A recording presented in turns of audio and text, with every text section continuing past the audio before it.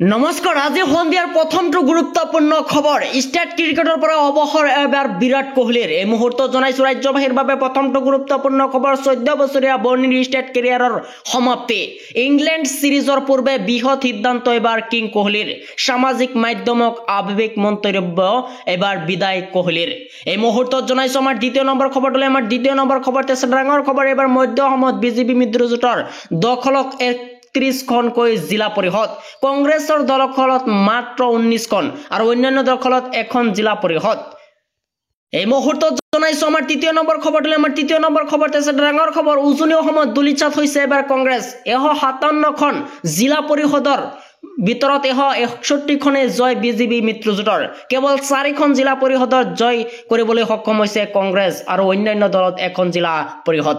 এই মুহূৰ্তত জনাইছো আমাৰ 4 নম্বৰ খবৰটোলৈ আমাৰ 4 নম্বৰ খবৰতে আছে ডাঙৰ খবৰ লাখ লাখ ৰেচন কাৰ্ডৰ হিতাধিকাৰীৰ বাবে আহি গৈছে এক ডাঙৰ খবৰ জুন মাহত প্ৰতিজনে লাভ কৰিব 15 কিলোকৈ চাউল ৰেচন কাৰ্ডৰ লাখ লাখ হিতাধিকাৰীৰ বাবে ডাঙৰ খবৰ একেলগে প্ৰদান কৰা হ'ব 3 মাহৰ ৰেচনৰ চাউল জুন জুলাই আগষ্ট মাহৰ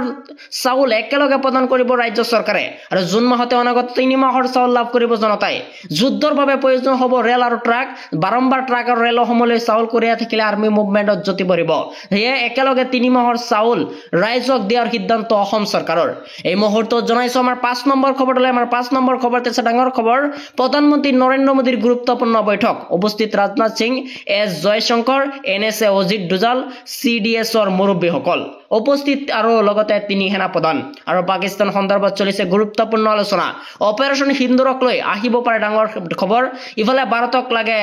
পোক আৰু পাকিস্তানক বুকু কপাই মোদীৰ কঠোৰ সংকাৰ পোকক বাদ দি পাকিস্তানৰ সৈতে কোনো কথাই আলোচনা নহয় বুলি মন্তব্য মোদীৰ আৰু পাকিস্তানৰ সৈতে আন কোনো কথা পাতিবলগীয়া কথা নাই যুদ্ধবিৰতি উলংঘা কৰাৰ পাকিস্তানক কঠোৰ সকীয়াই নিব মোদী চৰকাৰৰ